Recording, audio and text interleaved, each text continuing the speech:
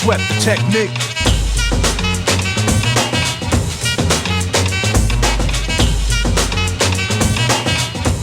Don't sweat the technique. Alright, cool guys, back with another video. This one is going to be answering a bunch of questions that I've been constantly getting. And the first one that we're going to start off with is the internet and how to set up Wi-Fi.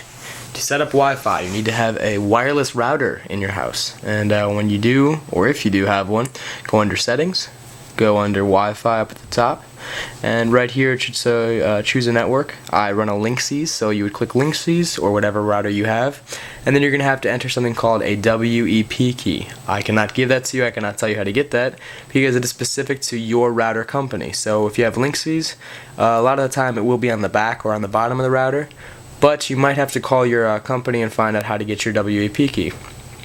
Anyway, people were asking me, is the internet free for the iPod Touch?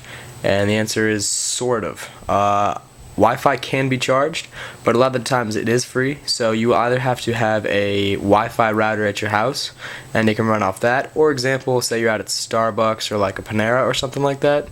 A lot of the times they'll have a free Wi-Fi service, so if you go into one of those places, go under the settings and your Wi-Fi. Sometimes under choose a network it'll say something like free Wi-Fi service or Panera Wi-Fi or something like that, and then you'll be able to set it up and it could be free. So is it free? Somewhat, and that's how you set it up. Anyway, more questions about the internet. What was I getting? People were asking me about the speeds of the internet. It is ridiculously fast. It is obviously much faster than the first generation iPod Touch, or they would not have released it. Anyway, so this should zip up in a second. Hopefully it's going to zip up in a second. There we go. Okay, so now we're on Google. And up here in the left top corner, I don't think you'll be able to see it. I'm not going to hold it closer because it won't be able to zoom in and focus. We'll try anyway though.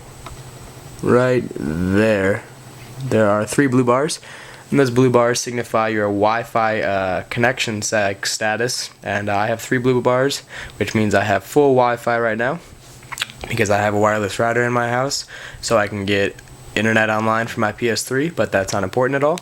Anyway, so now we're out of the internet. What we've gone through, how to set up your Wi-Fi. The Wi-Fi internet is faster, and it can be free, depending on how you do it or where you get it from. Next question was, can I get internet access anywhere that I please? No. If you have an iPhone, you can, because you have a 3G service.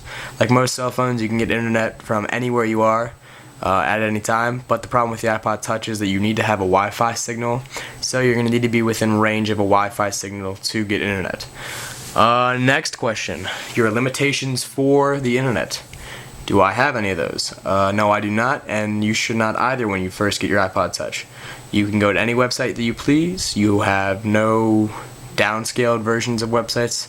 But the only problem that you're going to have is that you will only be able to view video content from the pre-installed application called YouTube.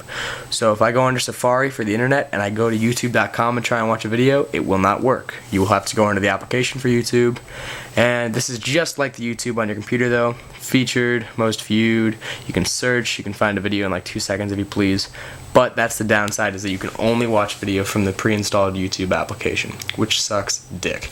Anyway, next question that I was constantly getting, what comes pre-installed as an application on the iPod Touch? I will show you that now. What you do get when you first take the iPod out of the box. You will get the YouTube application, you'll get Maps, Weather, Photos, the App Store, that does come pre-installed on the iPod Touch 2G. You'll get music, videos, the Internet Safari, and iTunes also comes pre-installed. You will get a calendar, contacts, mail, Nike plus iPod, clock, calculator, notes, stocks, and settings. So those are the applications or the little icons that will come pre-installed on your iPod Touch 2G. That seems okay. Next question I was constantly getting, a lot of actually. I don't know why. I thought this was pretty obvious, but it was how to download an application and where do I get them from. I have an iPod Touch 2G, so the App Store is already built into my iPod. So simply just go into your App Store and find an app that you would like. We are going to go to Top 25. We're going to go to Top Free, and we'll just click Crazy Pumpkin. So click Crazy Pumpkin, click the application that you like, And here's a description of it. There will usually be a screenshot of it, so that's a screenshot of Crazy Pumpkin. Go down, there's some reviews. If you'd like, you can just click down here, and it'll bring you into reviews that people have wrote, or, yeah, that's right, people have wrote, and ratings about the application you're looking at. But if you want to download it, you just go up to the very top of where you were. Right up here it'll say free, or it'll say a certain price. You click that little box, and then it'll ask you to install. You just click install once again. I'm not going to though, because this is the gayest application I've ever played. But anyway, all you have to do is just click install, and it'll immediately start downloading onto your iPod Touch homepage. It'll start downloading up here, and then you'll have it on your iPod. Next question, how do I delete and or move around applications on my iPod? Really simple. Just press and hold any application you'd like. And then all your crap's just going to start shaking around like it's having a seizure. And the ones that have an X in the left top corner are applications that you personally have downloaded to your iPod Touch. And that means you can delete them. If you want to, you can just click one of the X's. And it'll ask you, deleting the application will also delete all of its data. Delete or cancel. I'm going to click cancel because I love that application. But anyway, so now we can delete them, and we can also move them around. All you have to do is just simply drag and drop any application to anywhere you'd like. And to get out of this, you just click the home button, and now we're set. We're in permanent, and our iPod applications are not going nowhere. Alright, that's quite a mouthful. I think I did pretty good on that one. It sounded almost like scripted, but I just kind of just made that up as I went along. Anyway, before I start rambling, getting ahead of myself and messing that all up, I'm pretty sure that's all I got for this video. I hope I answered all you guys' questions. If you have any more, please feel free to ask. Love answering them. And yeah, so I'll talk to you guys later. Have a good one.